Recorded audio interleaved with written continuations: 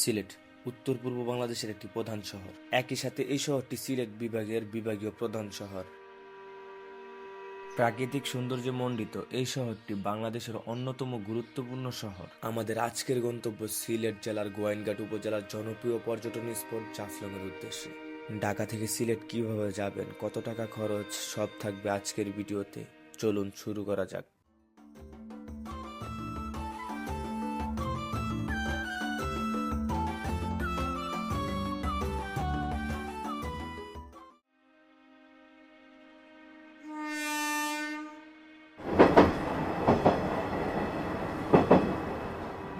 আমাদের আজকের যাত্রা শুরু হচ্ছে ঢাকা বিমানবন্দর রেল স্টেশন থেকে সিলেট শহরের উদ্দেশ্যে। আর ঢাকা থেকে সিলেটের ট্রেনের শোভন চেয়ারের ভাড়া ৩৭৫ টাকা। আবার চাইলে বাসের মাধ্যমে সরাসরি সিলেট যেতে পারেন, সেক্ষেত্রে বাসের ভাড়া শ্রেণীভেদে ৭০০ থেকে ১৫০০ টাকা পর্যন্ত হয়ে থাকে।